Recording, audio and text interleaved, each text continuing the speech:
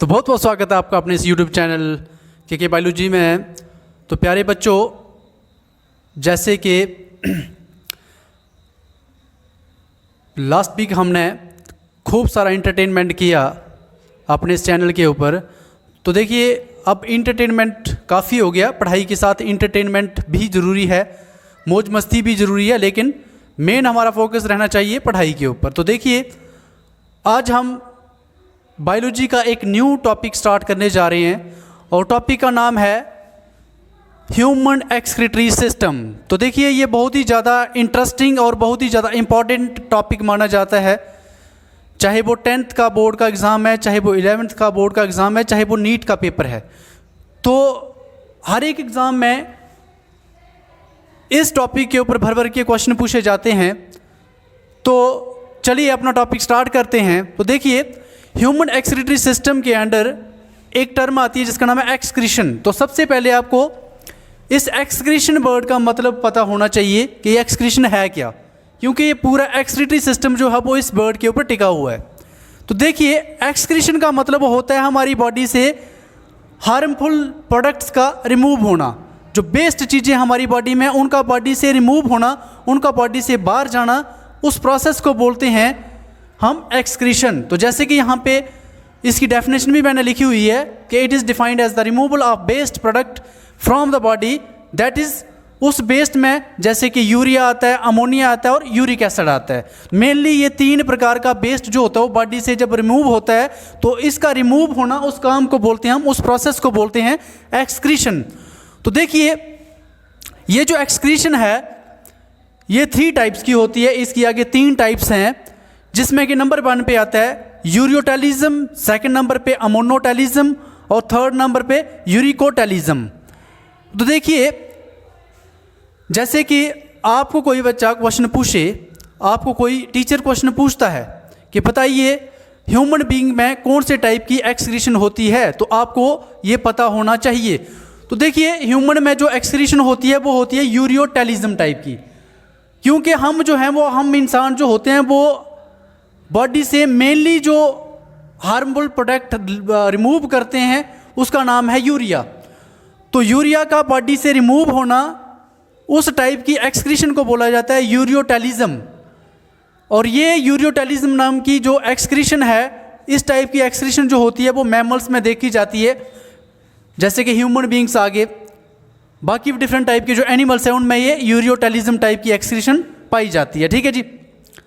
तो excretion of urea is known as ureotelism. और जो ऑर्गेनिज्म यूरियोटेलिज्म टाइप की एक्सक्रीशन शो करते हैं, जिनमें ये टाइप की एक्सक्रीशन होती है, उन ऑर्गेनिजम्स को बोलते हैं हम यूरियोटेलिक एनिमल्स या यूरियोटेलिक ऑर्गेनिजम्स। ऐसे एनिमल जिनकी बॉडी से यूरिया रिमूव होता है, उन एनिमल्स को हम एक स्पेशल नाम देते हैं, वो नाम मिलता है उनको यूरियोटेलिक एनिमल्स का। और इसमें ही ये एग्जाम्पल है आगे मैमल्स, जैसे कि ह्यूमन बीइंग्स और एनिमल्स। ठीक है। अब देखिए, जो सेकंड टाइप की है यहाँ पे अमोनोटेलिज्म, तो नाम से ही पता चल रहा है, ये पूरा नाम जो है वो टिका हुआ है किसके ऊपर, अमोनिया के ऊपर। जैसे कि यहाँ पे यूरियोटेलिज्म था तो ये वर्ड टिका हुआ यूरिया के ऊपर। यूरिया का बॉडी से रिमूव होना, उस प्रोसेस को बोलते हैं, उस टाइप की एक्सक्रीशन को बोलते हैं यूरियोटेलिज्म। और उन ऑर्गेनिजम्स को बोलते हैं यूरियोटेलिक एनिमल्स। वैसे ही ऐसे एनिमल्स, अर्थ के ऊपर ऐसे एनिमल्स जो अपनी बॉडी से अमोनिया को रिमूव करते हैं in the form of waste, उन एनिमल्स को बोलते हैं हम अमोनोटेलिक एनिमल्स। और उस टाइप की एक्सक्रीशन को नाम देते हैं अमोनोटेलिज्म का। ठीक है जी। तो इसमें एग्जांपल है फिशेस, जैसे कि पानी में जितने भी एक्वाटिक एम्फीबियंस हैं, चाहे एक्वाटिक इंसेक्ट्स हैं, पानी में पाए जाने वाले मैक्सिमम जो एनिमल्स होते हैं जो पानी में रहते हैं, वो अपनी बॉडी से अमोनिया को एक्सक्रीट करते हैं। और इस टाइप की जो एक्सक्रीशन होती है इसको बोला जाता है अमोनोटेलिज्म। ठीक है जी। और उन एनिमल्स को एक स्पेशल नाम मिलता है अमोनोटेलिक एनिमल्स का। तो ये भी आपने याद रखना। अब देखिए, थर्ड नंबर पे थर्ड टाइप की जो एक्सक्रीशन है, इसका नाम है यूरिकोटेलिज्म। तो देखो, इसके भी नाम में ही इसका आंसर छिपा हुआ है। ये वर्ड जो है वो यूरिक एसिड से बना हुआ है, जैसे यूरिक है ना, यूरिकोटेलिज्म तो मीन्स यूरिक एसिड। जैसे कि हमने फर्स्ट जब हम डेफिनेशन हमने देखी यूरिक एक्सक्रीशन की, तो इसमें हमने देखा कि यूरिया, अमोनिया और यूरिक एसिड को बॉडी से रिमूव करना, उस प्रोसेस को बोलते हैं हम एक्सक्रीशन। तो हम इनको बारी बारी आप एक्सक्रीट कर रहे हैं और अलग अलग टाइप की एक्सक्रीशन का इसको नाम दे रही हैं। जैसे यूरिया को रिमूव किया तो यूरियोटेलिज्म, अमोनिया को रिमूव किया तो अमोनोटेलिज्म। वैसे ही जब बॉडी से, किसी भी एनिमल की बॉडी से यूरिक एसिड रिलीज होता है, यूरिक एसिड रिमूव होता है, तो उस टाइप की एक्सक्रीशन को बोला जाता है यूरिकोटेलिज्म टाइप की एक्सक्रीशन। और वो एनिमल्स जिनकी बॉडी में ये एक्सक्रीशन देखी जाती है, उन एनिमल्स को एक नाम दिया जाता है, वो नाम है यूरिकोटेलिक एनिमल्स। एग्जाम्पल के तौर पे जैसे कि बर्ड्स जितने भी हैं, जितने भी सांप हैं, स्नेक्स, जितने भी इंसेक्ट हैं अर्थ के ऊपर, उनकी बॉडी से मेनली जो एक्सक्रीटरी प्रोडक्ट एक्सक्रीट होता है, जो मेनली जो गंद उनकी बॉडी से रिमूव होता है, बेस्ट रिमूव होता है, उस बेस्ट का नाम है यूरिक एसिड। वो यूरिक एसिड उनकी बॉडी के लिए हार्मफुल माना जाता है, जैसे कि ह्यूमन की बॉडी के लिए यूरिया हार्मफुल माना जाता है। ये सबसे बेस्ट प्रोडक्ट है, हमारी बॉडी का सबसे मेन बेस्ट प्रोडक्ट है। इसका बॉडी से रिमूव होना उसको बोलते हैं यूरियोटेलिज्म, अमोनिया का रिमूव होना अमोनोटेलिज्म, और यूरिक एसिड का रिमूव होना उसको बोलते हैं यूरिकोटेलिज्म टाइप की एक्सक्रीशन। तो देखिए स्टूडेंट्स, अभी हम ये जान लेते हैं कि ये जो एक्सक्रीटरी सिस्टम है ये कौन कौन से ऑर्गन्स से मिलके बना हुआ है। तो देखिए, जो इसमें मेन एक्सक्रीटरी ऑर्गन्स पाए जाते हैं वो होती हैं किडनियाँ। ठीक है जी, ए पेयर ऑफ किडनी, एक जोड़ा किडनी का होता है इसमें। उसके बाद एक ही जोड़ा यूरेटर्स का होता है, और एक यूराइनरी ब्लैडर होता है, और साथ में यूरेथ्रा होता है एक। ठीक है, तो इन ऑर्गन्स से मिलके बनता है एक कंप्लीट ह्यूमन का एक्सक्रीटरी सिस्टम। तो देखिए, सबसे पहले हम पढ़ लेते हैं किडनी के बारे में। तो जैसे कि आपने नाम तो सुना ही होगा कि किडनी को हम हिंदी में गुर्दा भी बोलते हैं। तो किडनियाँ जो होती हैं, इनकी जो एक डेफिनेशन है वो हम ये लिख सकते हैं कि these are the main excretory organ of the human body. Human body के जो मेन एक्सक्रीटरी ऑर्गन्स माने जाते हैं वो हैं किडनियाँ। तो देखिए, ये नंबर में 2 होती हैं, जैसे कि हमने ऊपर लिखा ही हुआ है कि पेयर ऑफ किडनी, एक राइट किडनी होती है ह्यूमन की और एक लेफ्ट किडनी होती है। अब देखिए, फैक्ट ये है कि जो राइट किडनी होती है वो लेफ्ट किडनी के मुकाबले थोड़ा सा नीचे होती है। वो इसलिए होती है क्योंकि राइट किडनी के ऊपर 1.5 किलो का लीवर बैठा हुआ होता है, जो कि उसको थोड़ा नीचे कर देता है। तो उसी के कारण, लीवर की मौजूदगी के कारण जो राइट किडनी होती है वो स्लाइटली लोअर होती है as compare to left kidney. ये भी आपने याद रखना है। ठीक है जी, तो जैसे कि यहाँ पे लिखा हुआ है कि there are 2 kidneys are human body, that is left kidney and right kidney. Right kidney is slightly lower than left kidney due to the presence of liver on it. अब हम ये जान लेते हैं कि ये किडनियाँ जो होती हैं इनकी लोकेशन क्या है, ये किडनियाँ ह्यूमन की बॉडी में कहाँ पे पाई जाती हैं, इनकी लोकेशन क्या है। तो देखिए, बड़े सारे स्टूडेंट्स को ये पता नहीं होता है कि किडनियाँ कहाँ होती हैं हमारे शरीर में। तो आपको उनकी जानकारी के लिए मैं बता देता हूँ कि किडनियाँ जो होती हैं वो हमारे इस पेट वाला भाग जो है, जिसको हम एब्डोमिनल रीजन बोलते हैं बायो में, एब्डोमेन के बैक साइड होती हैं।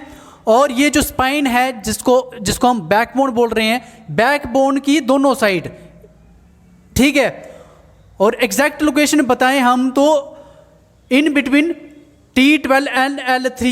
जैसे कि हमने स्केलेटन सिस्टम में पढ़ा था कि ये जो वर्टिब्रल कॉलम है, वर्टिब्रल कॉलम के अंदर 26 बोन्स पाई जाती हैं, और वो बोन्स जो होती हैं उनके नाम जैसे कि हमने वहाँ पे किए थे कि सबसे ऊपर वाली जो 7 होती हैं उनको हम सर्वाइकल बोन्स बोलते हैं।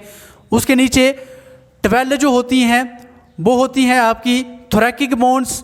उसके नीचे 5 जो होती हैं वो होती हैं लंबर बोन्स। फिर आपकी सैक्रल बोन आती है और फिर कोकेक्स बोन आती है। तो T12 L3 का मतलब ये है कि जो लास्ट वाली थोरैकिक बोन है और लंबर थर्ड जो है, इसके बीच में किडनियाँ पाई जाती हैं। ये भी आपने याद रखना है। एग्जैक्ट लोकेशन आपको किडनी की पता होनी चाहिए कि एब्डोमिनल रीजन के पीछे, पेट के पिछले हिस्से में और रीढ़ की हड्डी की दोनों साइड, और किसके बीच में, T12 और L3 के बिटवीन। ठीक है, अब देखिए आगे, तो किडनी की जो शेप होती है तो ये बिल्कुल राजमा के दाने की जैसी होती हैं। जैसे राजमा होता है वैसी होती हैं देखने में, बीन शेप्ड, और कलर भी सेम टू सेम वैसा ही होता है जैसे कि राजमा के दाने का कलर होता है। जैसे कि आपने देखा होगा कि वो रेडिश ब्राउन कलर का होता है, तो वैसे ही किडनियों का कलर भी जो होता है वो रेडिश ब्राउन ही होता है। अब हम साइज़ की बात कर लेते हैं। तो किडनियों का जो साइज़ है, ये जो लंबाई में होती हैं 10 to 12 सेंटीमीटर। उसके बाद जो इनकी विड्थ है, जो चौड़ाई है इनकी, वो होती है 5 to 6 सेंटीमीटर। और उसके बाद जो इनकी थिकनेस है वो होती है 2 to 3 सेंटीमीटर। तो देखिए एक सिंपल सा ट्रिक है आपके लिए, ऐसे भी आप इसको याद रख सकते हो इसका साइज़ जो है, क्योंकि ये इंपॉर्टेंट है। मान लो कि ये एक किडनी है, ये एक किडनी है, तो हम बात कर रहे हैं इसके साइज़ की। तो ये इसका साइज़ है, मान लो ये इसकी लेंथ है और ये इसकी विड्थ है। तो लेंथ जो है वो है 10 to 12 सेंटीमीटर, विड्थ जो है 5 to 6 सेंटीमीटर है। अब जो इसकी थिकनेस है, थिकनेस का मतलब है कि ये थिकनेस है इसकी, ठीक है। ये थिक कितनी होती है, तो वो होती है 2 to 3 सेंटीमीटर। तो ट्रिक ये है कि जैसे कि देखो लेंथ आपको दिख रही है 10 to 12 सेंटीमीटर, तो 10 का हाफ कितना होता है 5। तो जब आप विड्थ पे आओगे तो 10 का हाफ कर देना 5 और 12 का हाफ कर देना 6, तो 5 to 6 सेंटीमीटर इसकी विड्थ बन जाती है। अब आपने थिकनेस याद रखनी होगी, तो 5 का आप हाफ कर दो 2.5 बनता है, लेकिन अप्रॉक्सीमेटली अपना 2 रखना है, और 6 का हाफ 3, तो 2 to 3 सेंटीमीटर जो है वो इसकी विड्थ मानी जाती है, ठीक है। अब देखिए वेट की बात करते हैं, मोस्ट इंपॉर्टेंट है, पेपर में बड़ी बार पूछा गया है कि what is the weight of human kidney. तो ह्यूमन किडनी का वजन जो होता है वो ऑन एन एवरेज देखा जाए, अडल्ट की मैं बात कर रहा हूँ, तो ह्यूमन के अडल्ट में लगभग 120 से लेके 170 ग्राम के बीच में वेट माना जाता है एक किडनी का।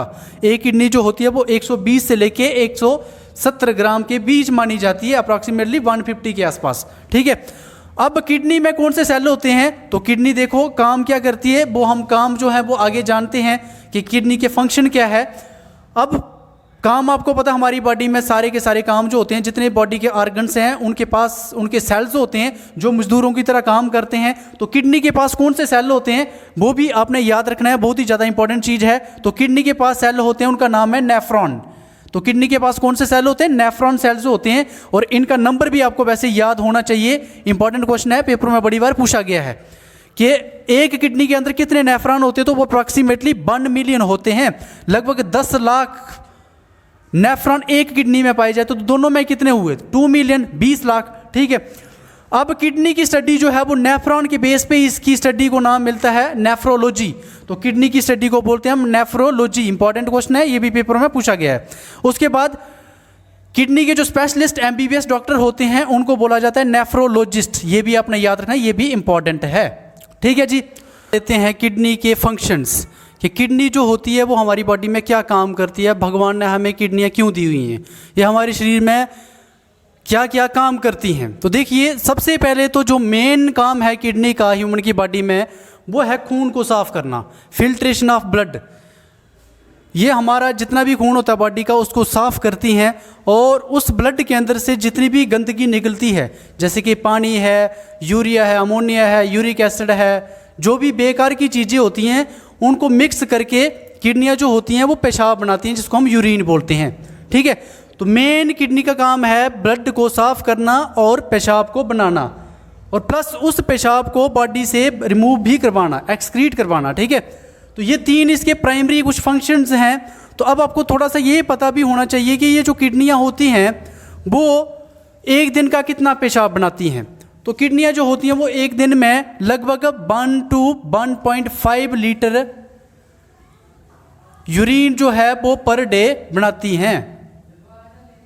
एक दिन में 1 से 1.5 लीटर यूरिन ये फॉर्म करती हैं और उसको बॉडी से रिमूव करवाती हैं, ठीक है। ये भी आपने याद रखना। अब देखो कुछ इसके अदर फंक्शंस भी हैं जो कि हम ट्रिक के थ्रू याद रखेंगे। तो ट्रिक क्या है, ए बेट बेड। तो देखिए जैसे कि आपने देखा होगा कि जो छोटा बेबी होता है, छोटा बच्चा होता है, वो बिस्तर के ऊपर ही पेशाब कर देता है, बेड के ऊपर ही पेशाब कर देता है।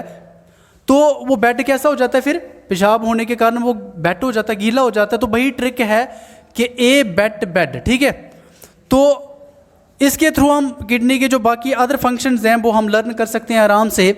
पेपर में इससे आपको बड़ी हेल्प मिलेगी। तो देखिए सबसे पहले जो ए वर्ड है इसका मतलब क्या है, तो ए का मतलब यहाँ पे एसिड बेस बैलेंस। तो किडनियाँ जो होती हैं वो हमारी बॉडी में एसिडिक चीज़ों का और बेसिक चीज़ों का बैलेंस बनाने में भी हेल्प करती हैं। एसिड और बेस का जो बैलेंस है वो बना के रखती हैं कि हमारी बॉडी में कोई एसिडिक चीज़ जो है वो एसिड जो है वो बढ़ ना जाए या फिर बेसिक चीज़ों का लेवल बढ़ ना जाए, पूरा संतुलन बना रहे, उसका खास तौर पे ध्यान रखती हैं किडनियाँ, ठीक है।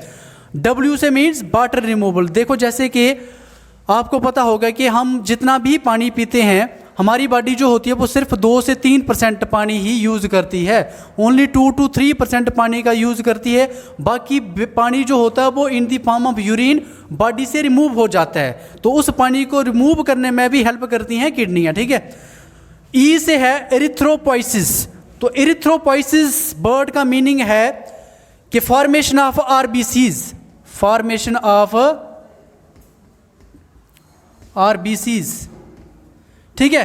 तो process of formation of RBCs are known as erythropoiesis. तो जैसे कि हमने ब्लड वाली क्लास में पढ़ा था कि हमारा जो ब्लड है, ब्लड के अंदर जितने भी सेल्स हैं वो सारे के सारे कहाँ बनते हैं, रेड बोन मैरो के अंदर, बोन के अंदर एक खोखला सा पार्ट होता है, वहाँ पे हमारा खून बनता है। तो वो आरबीसीज जब बनते हैं तो उनको बनने में भी हेल्प करते हैं, ये किडनियाँ हेल्प करती हैं। ये कैसे हेल्प करती हैं, देखो किडनियाँ जो होती हैं वो एक हार्मोन सिक्रीट करती हैं जिसका नाम होता है erythropoietin, erythropoietin hormone, erythropoietin hormone. ये इरिथ्रोपोइटिन नाम का हार्मोन जो होता है वो किडनियाँ इसको सिक्रीट करती हैं और इसको भेज देती हैं ब्लड के थ्रू। कहाँ पे भेज देती हैं इसको, सीधा भेज देती हैं बोन मैरो के अंदर। और बोन मैरो के अंदर वो सेल जो खून बना रहे होते हैं उन सेल्स का नाम होता है स्टेम सेल। उन स्टेम सेल्स को ये स्टिमुलेट करता है एरिथ्रोपोइटिन नाम का हार्मोन, इन सेल्स को ये मजबूर करता है कि आप आरबीसीज बनाओ। और आरबीसीज का बनना उस काम को बोलते हैं एरिथ्रोपोइसिस। और ये काम करवाने में हेल्प है, किसकी हेल्प मिल रही है यहाँ पे, किडनी की हेल्प मिल रही है, क्योंकि किडनी जो है वो एरिथ्रोपोइटिन नाम का हार्मोन सिक्रीट कर रही है जो कि वहाँ पे जा रहा है, स्टेम सेल्स को मजबूर कर रहा है और वो आरबीसीज बना रही है, ठीक है जी। अब देखिए नेक्स्ट है टी। टी का मतलब यहाँ पे टॉक्सिन रिमूवल। तो टॉक्सिन जैसे कि आपको पता होगा जितने भी जहरीले पदार्थ होते हैं हमारी बॉडी में तो उनको हम टॉक्सिन्स बोलते हैं। तो जैसे कि हम दवाइयाँ खाते हैं, कोई लोग ड्रग्स लेते हैं, तो वो जो जितनी भी जहरीले पदार्थ बॉडी में जाते हैं तो उनको बॉडी से रिमूव करवाने में भी किडनियों का योगदान है। तो ये भी आपने याद रखना है, ठीक है। अब उसके बाद बी का मतलब ब्लड प्रेशर। तो बीपी को भी कंट्रोल करने में हेल्प देती हैं किडनियाँ, ये भी इसका फंक्शन है, ये भी आपने याद रखना है। उसके बाद ई से इलेक्ट्रोलाइट बैलेंस। इलेक्ट्रोलाइट जैसे कि आपको पता होगा कि जो आयन्स जो होते हैं उनको हम इलेक्ट्रोलाइट्स भी बोलते हैं। तो आयन्स जो होते हैं वो हमारी बॉडी के लिए बहुत ही ज़्यादा जरूरी माने जाते हैं। जैसे कि जैसे आपने नाम सुने होंगे, sodium ions, potassium ions, chloride के आयन्स होते हैं और बाइकार्बोनेट आयन्स होते हैं। तो ये बड़े प्रकार के आयन्स हमारी बॉडी में पाए जाते हैं, जो आयन्स हमारी बॉडी के लिए बहुत ज़्यादा ज़रूरी माने जाते हैं। ज़रूरी क्यों माने जाते हैं, क्योंकि हमारी बॉडी में जो ऑस्मोटिक प्रेशर होता है, जो ऑस्मो रेगुलेशन होता है, जो वाटर का कंटेंट, जो फ्लूइड का कंटेंट होता है, उसको बैलेंस रखने में हेल्प करते हैं। और प्लस हमारी बॉडी में जो नर्व इम्पल्स होता है उसको ट्रांसमिट करने में भी हेल्प करते हैं। और साथ ही में एक काम और करते हैं ये आयन्स कि हमारी मसल्स जो होती हैं उनको कॉन्ट्रैक्ट करने का काम भी करते हैं। तो ये आयन्स हमारी बॉडी के लिए बहुत ही ज़्यादा जरूरी माने जाते हैं और इनका बॉडी में बैलेंस बना रहे इसका खास तौर पे ध्यान रखती हैं ह्यूमन की जो किडनियाँ होती हैं, ठीक है। आप देखिए लास्ट इसका फंक्शन है विटामिन डी की एक्टिवेशन। तो देखो जैसे कि आपने सुना होगा कि विटामिन डी जो होता है हमें सनलाइट से मिलता है।